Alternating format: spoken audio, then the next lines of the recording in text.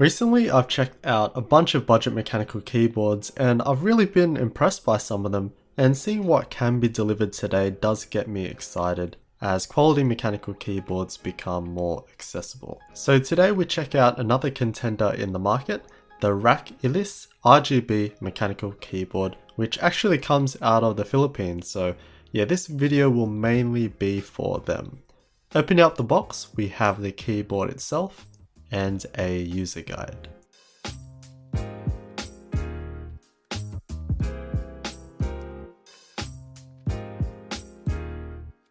In the hands, it feels good with minimal flex and a good solid heft to it, coming in at about 1 kilogram.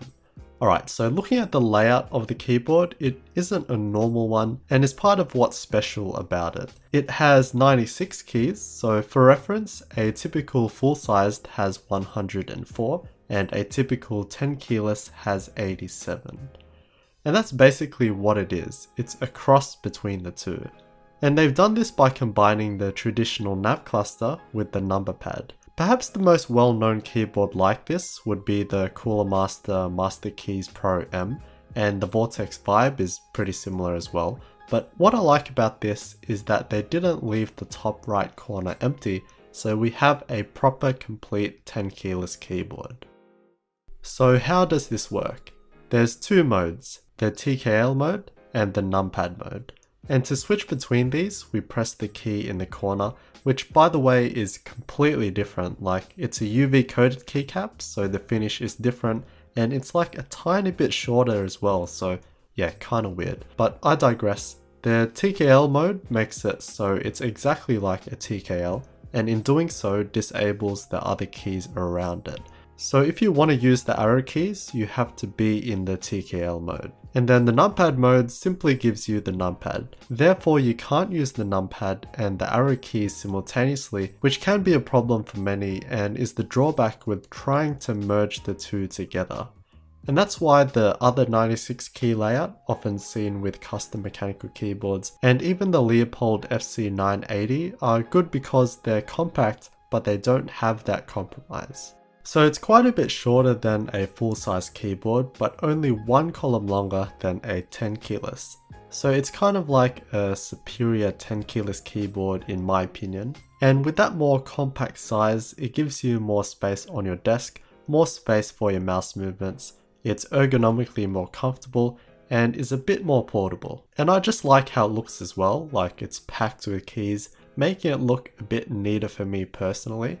The keyboard as a whole looks pretty neat as well. It has a very traditional exterior design with sizable bezels and just a straightforward rectangular shape. The white case is very contrasting from the black keycaps, however we can do this. So as with all keyboards with a plastic enclosure, you can take off the plastic top shell, but with this, it's actually meant to be taken off as it's held on just by the magic of magnets. And when you take it off, it now looks like a typical floating key design keyboard. The plate is made from steel, so that's how it magnetically attaches, and it's flush with the bottom plastic shell. And we even have some Rakk branding on the side, which I guess reinforces the idea that it can be used this way. But yeah, a bit too much for me, but it does look pretty nice with the old dark aesthetic. So yeah, pretty cool that you can change it up a bit, and this also means that you can do whatever you want with the plastic shell, which we'll do later in the video. Looking at the bottom of the keyboard, we unfortunately have a non-removable cable. We have some rubber feet for non-slip, and 2 flip-up feet that are also nicely rubber tipped. And then we have a plastic ring keycap puller, which is pretty handy to have on board. And then this keycap, which again is that different UV finish that's different to the rest of the keycaps. And speaking of keycaps, these are made from about 1mm thick ABS plastic, which are pretty thin, but are double shot, so the legends are another piece of plastic and will never fade away. The unfortunate part for me personally is the font or typeface. They're pretty edgy and not the cleanest to match the rest of the keyboard, but as always, looks are subjective. And while it is a different layout, a standard full key set will fit this easily. Underneath the keycaps, we actually have Gateron yellow key switches, and it was pretty surprising to see since I didn't do too much previous research prior to receiving this and was wondering why it did feel pretty good to type on. But yeah, so there's actually two versions of the Ilis. We have this Gateron yellow version and then the Artemu version, which is slightly cheaper as well. And the Artemu version, like the last two keyboards I've checked out, are hot swappable, so if you want to learn more about Artemu hot swap, then watch my two previous videos. But anyway, these are medium weight linear key switches, so there's no bump or click and are pretty smooth.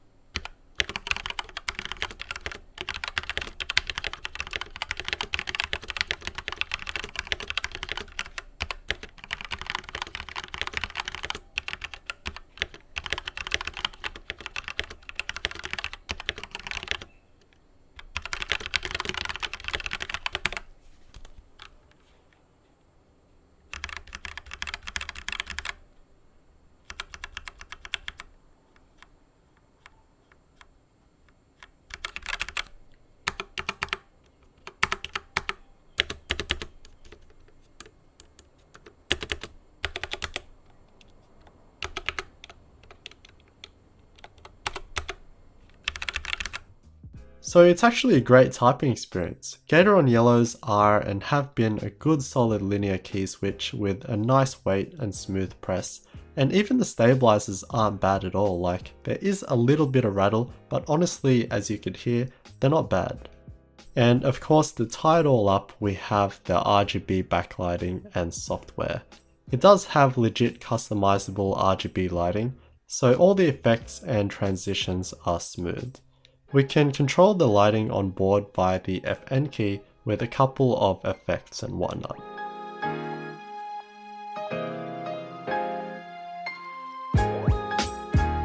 However, for even greater control, we can use their software. So here we can pretty much more easily navigate through all the effects and colors that you want. There's the direction, speed, and brightness, but yeah, very simple and easy to use. And then as always, we have our customization area where we can pick a key and assign something else to it. So it can be another key, mouse functions, a combo key. You can open up a program and have a multimedia control. For the most part, you don't want to change the function of most of these keys. Like you wouldn't want to change the letter F to something else, otherwise you wouldn't be able to type properly.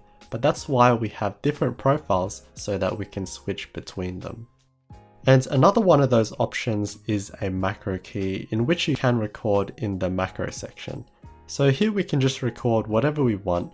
It could be a sentence or some sort of sequence that you often use. And you can have your delays and all that to make it suit your needs. So another simple piece of software. They're honestly all so similar and there's not much that can go wrong. So it works perfectly fine. To take the keyboard apart, there's a couple of Phillips head screws on the steel mounting plate.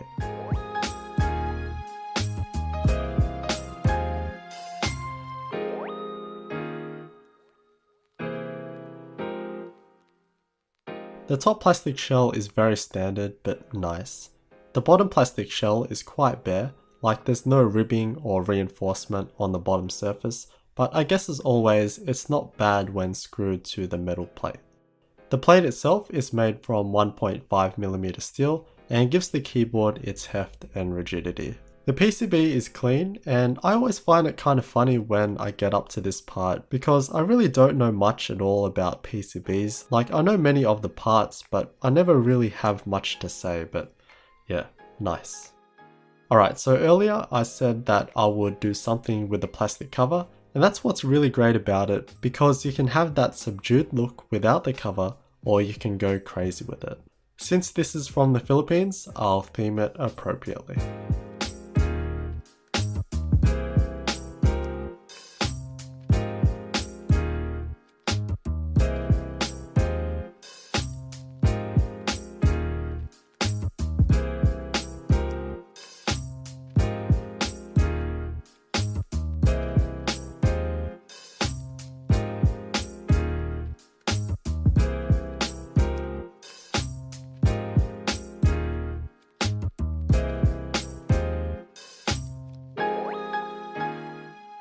So all up, this is an amazing keyboard because again, the price. This is about the same price as the TechWare Phantom that I checked out in the last video, and I absolutely love that keyboard, saying that it would be very hard to beat. But this is just as good. I mean, the Altemu version of this is even cheaper, and it pretty much has all the features that the TechWare did. But now we have this removable and customizable plastic top cover, which is amazing.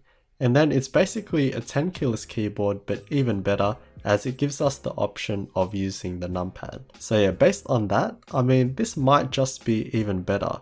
Like, I don't like to say a keyboard is better than the other, like all keyboards are different, but this is just adding more features, and I truly believe that this is again one of the best budget mechanical keyboards out there. All it needs are nicer keycaps and a detachable cable, and it would pretty much be perfect considering the price, of course. Anyway, a special thanks to my friend Mike for hooking me up with this keyboard.